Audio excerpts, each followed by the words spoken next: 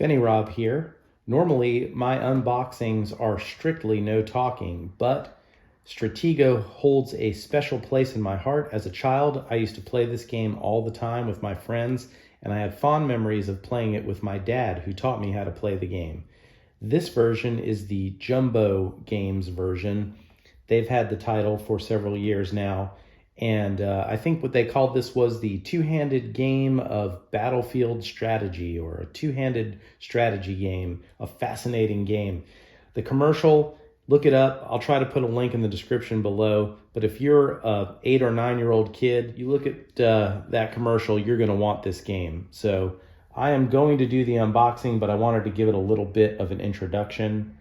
I can't wait to see what's inside here. This is the original with these circular castles, so I'm going to get right to it. That's the end of my talking. Enjoy this unboxing.